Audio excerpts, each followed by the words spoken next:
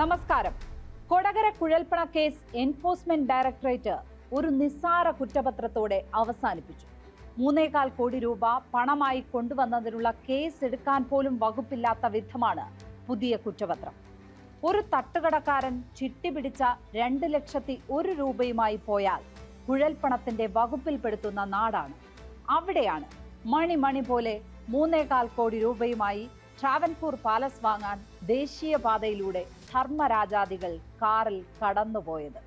Kerala police സമർപ്പിച്ച കുറ്റപത്രത്തിലെ അത്യന്തം സംഭവബഹുലമായ എത്ര അധ്യായങ്ങളാണ് ഇതോടെ വെറും മായയായി മാറിയത്.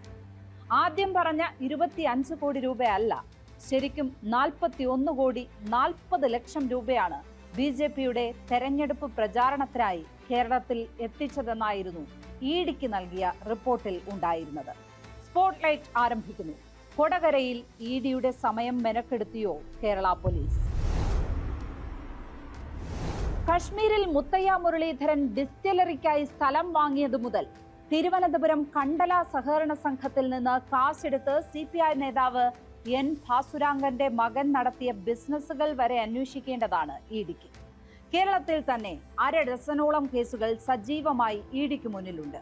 അതിനിടെ ഇഡിയുടെ സമയം മെനക്കെടുത്താൻ കേരള പോലീസ് ഉണ്ടാക്കിയ കുറ്റപത്രമാണ് കൊടകര കേസ് എന്നാണ് ഇപ്പോൾ മനസ്സിലാകുന്ന ഏക കാര്യം. അങ്ങനെ തോന്നാനുള്ള കാരണം ഇഡിക്ക് കേരള പോലീസ് കൊടുത്ത റിപ്പോർട്ടാണ്.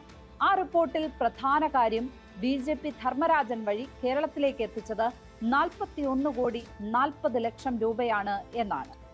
ഈ പണം BJPയുടെ ബംഗളൂരുവിലെ ഉന്നതനായ നേതാവിൽ നിന്ന് ഏറ്റുവാങ്ങി കേരളത്തിൽ കൊണ്ടുവരുന്ന ചുമതലയായിരുന്നു ധർമ്മരാജന്. ധർമ്മരാജൻ BJP സംസ്ഥാന അധ്യക്ഷൻ K സുരേന്ദ്രന്റെ അടുത്ത സുഹൃത്താണ്. ധർമ്മരാജൻ K സുരേന്ദ്രന്റെ ഒപ്പം തിരുവനന്തപുരത്തും കോന്നിയിലും വച്ച് ആഭ്യന്തരമന്ത്രി അമിത്ഷായെ കണ്ടിട്ടുണ്ട്. പണം കൈമാറി എന്ന് കേരള പോലീസ് കണ്ടെത്തിയ സമയത്ത് BJPയുടെ കർണാടകത്തിലെ ഉന്നത നേതാവും ധർമ്മരാജനും ഒരേ സ്ഥലത്തുണ്ട് എന്നതിന് മൊബൈൽ രേഖകളുണ്ട്. അപകടം ഉണ്ടായ ശേഷം ധർമ്മരാജൻ ആദ്യം വിളിച്ചത് സംസ്ഥാന അധ്യക്ഷൻ K സുരേന്ദ്രനെ ആണെന്നും രണ്ടാമത് സംഘടനാ സെക്രട്ടറി M ഗണേശനെയാണെന്നും കേരള പോലീസ് ഇഡിക്ക് നൽകിയ റിപ്പോർട്ടിലുണ്ട്. എന്നാൽ ഇഡി നൽകിയ കുറ്റപത്രം അനുസരിച്ച് ഈ പണം ധർമ്മരാജൻ സ്വന്തം ആവശ്യത്തിന് ഡ്രൈവർ ഷാംജീർ വശം കൊടുത്തയച്ചതാണ്. ആ കാറിൽ ഉണ്ടായിരുന്നത് 3.25 കോടിയല്ല, മറിച്ച് 3 കോടി 56 ലക്ഷം രൂപയാണ്.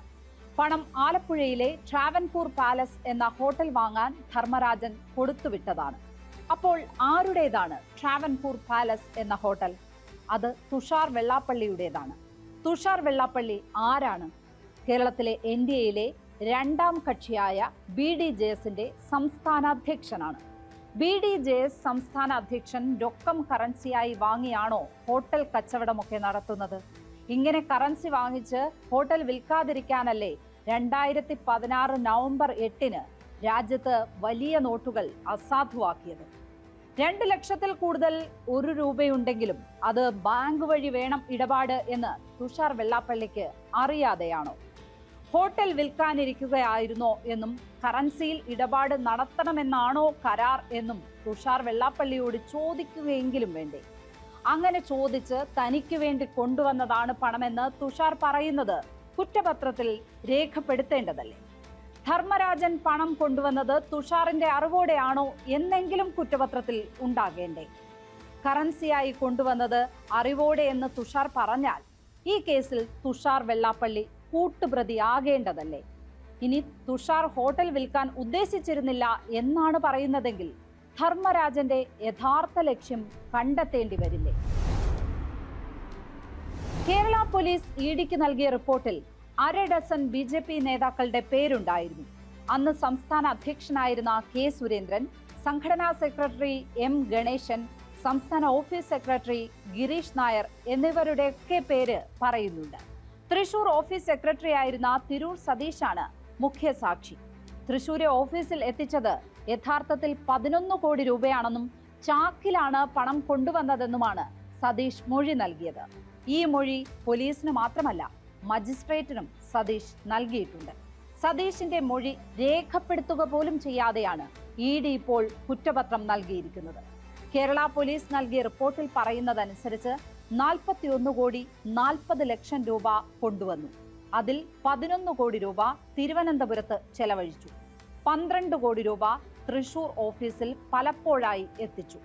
കൊടകരയിൽ പണം കൊള്ളയടിച്ച ദിവസം തൃശൂരിൽ 6.5 കോടി രൂപ ചാക്കിൽ കെട്ടി ഏൽപ്പിച്ച ശേഷമാണ് വാഹനം കൊടകര വഴി പോന്നത്. കൊടകര സംഭവത്തിന് കൃത്യം 1 മാസം മുമ്പ് 4 കോടി 40 ലക്ഷം രൂപ സേലത്ത് വച്ച് കാർ ആക്രമിച്ച് കൊള്ളക്കാർ കൊണ്ടുപോയി. കൊടകര വച്ച് നഷ്ടപ്പെട്ട പണം ആലപ്പുഴ ഭാഗത്ത് പ്രചാരണത്തിനായി കൊണ്ടുവന്നതായിരുന്നു. അത് എറണാകുളത്ത് BJP നേതാക്കൾക്ക് കൈമാറണം എന്നായിരുന്നു ധർമ്മരാജന്റെ ഡ്രൈവർക്ക് നൽകിയിരുന്ന നിർദ്ദേശം. ധർമ്മരാജൻ കേരളത്തിലെ പ്രധാന ഹവാല ഏജന്റാണെന്നും കേരള പോലീസിന്റെ റിപ്പോർട്ടിലുണ്ട്.